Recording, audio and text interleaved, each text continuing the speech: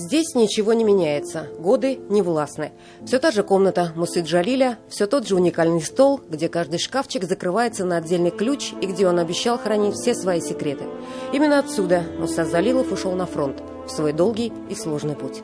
Для такого формата, для такого статуса, все-таки музей-квартиры есть музей-квартиры, у нас достаточно много народу. В год мы пропускаем 10 тысяч человек. Музей-квартира Джалиля работает уже более 30 лет. Посетителей с каждым годом все больше. Экспозиция тоже расширяется. Отдельный стенд документальный. Война, легион Идель-Урал, антифашистская подпольная организация, казнь группы Курмашева-Джалиля. Для Назиры Фаттаховой этот стенд – своя личная боль. Отец также оказался в плену, после войны был репрессирован. Я тоже дитя тех, кто воевал. И мама, и папа прошли войну. Папа, к сожалению, уже в 41-м оказался в плену. И каждый член семьи ждет вот этой реабилитации. Я добилась, чтобы вот к юбилею ему вручили этот документ. После этого папа жил всего лишь полгода.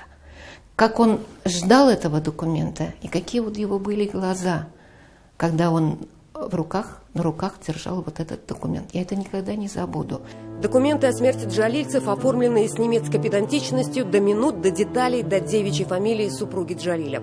Именно они, благодаря доказательствам историков, моабитским тетрадям, станут документами о реабилитации героев. Сами немцы признали их государственными преступниками, что нанесли ущерб военной мощи Рейха. Это была не деятельность одиночек, а планомерная работа, руководили которой профессиональные разведчики, доказали историки. За что их казнили-то вообще? Как могли пленных казнить на гильотине? Это самая, извиняюсь, почетная казнь. Даже генералов, которые участвовали в покушении на Гитлера, и то просто вешали на рояльной струне. Генералов.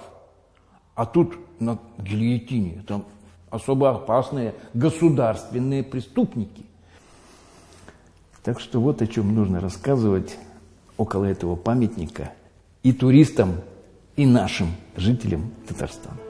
Дата казни 25 августа 1944 года была выбрана совсем не случайно, ведь группа Курмашева-Джалиля после приговора ждала ее исполнения почти полгода. Михаил Черепанов связывает это с двумя событиями в военной истории. 20 июля 1944 было совершено покушение на Гитлера в рамках плана «Валькирия», а 15 августа 1944 фюрера ждал провал во Франции. Высадились союзники на юге Франции и пошли с такой скоростью на Париж, что, собственно говоря, только вот ограничение было только скорость танков. То есть им никто нигде ни разу сопротивления не оказал. Хотя по его расчетам там должны были стоять настоящие легионы вермахта. Грузины, армяне, татары. Выяснилось, что успех союзников не случайный, все началось с подпольщиков легиона Идель-Урал. 11 человек из группы антифашистов, Курмашев и 10 других уже были к этому времени арестованы и осуждены. Осталось только назначить день казни. До войны бабушка была вынуждена заниматься, обстирывала соседей, чтобы хоть как-то прокормиться. Был сложный период, конечно, и 2 детей было вырастить ей очень сложно. Внук Абдуллы Алиша Тимур вспоминает тяжелый период для семьи. Муса Джалиль и Абдулла Алиш находились в розыске как особо опасные преступники, предатели Родины. И каким долгим был путь к справедливости. В 2004 году Тимур Алишев был в Берлине, получил в архиве документы о смерти деда, посетил место казни. Кто-то любит ходить на митинги, на какие-то встречи. Слава Богу, их много проводится. Читают стихи, воспоминаниями делятся. Я просто схожу на площадь со своим сыном, постоим возле барельефа. Вот так у меня происходит.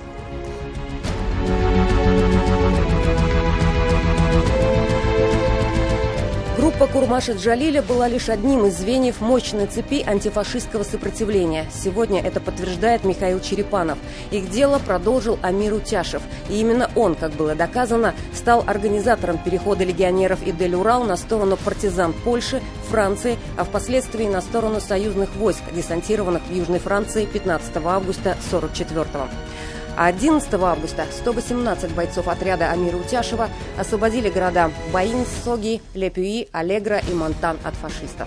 Утяшев – это еще одно доказательство того, что это была хорошо организованная группа профессиональных разведчиков, которые не только стихи писали и не только распространяли Софинформбюро в листовках, а реально получили результат, причем капитальный результат, который сработал очень эффективно. Я напоминаю, за год до победы, за год, мы еще только на границу выходили на свою, а они уже помогли Францию освободить.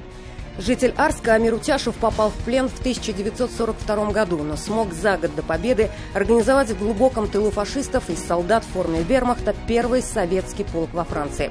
Стал капитаном французского сопротивления, награжден военным крестом.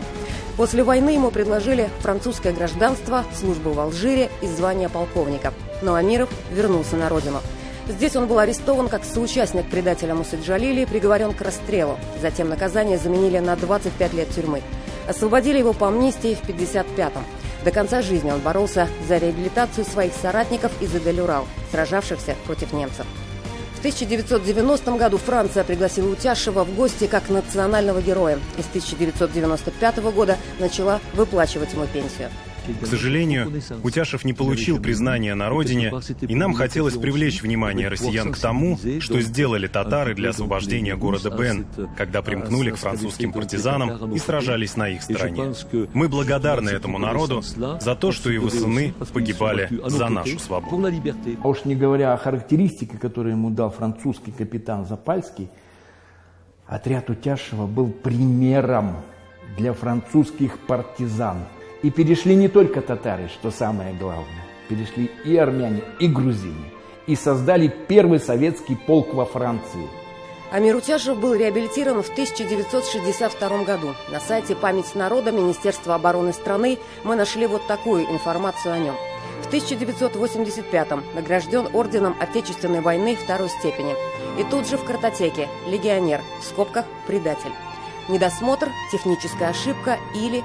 Можно ли ставить знак равенства между легионером и предателем? Тех же доказательств, что легионеры Эдель-Урала участвовали в карательных операциях, нет. Фильм «Война непрощенных», киноисследование о легионе Эдель-Урал в свое время взял и награды кинофестиваля и вызвал серьезную дискуссию. Эту страницу военной истории сложно привести к общему знаменателю, разделить только на черное и белое, обобщить и оправдать всех, но знать и узнать дорогу каждого необходимо. Судьба 8 тысяч человек в Татарстане неизвестна.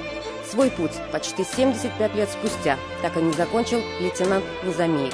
В составе 827-го батальона он освобождал город Ле-Пюи, не реабилитирован. Светлана Спирина, Андрей Моков, Роман Безменов. 7 дней.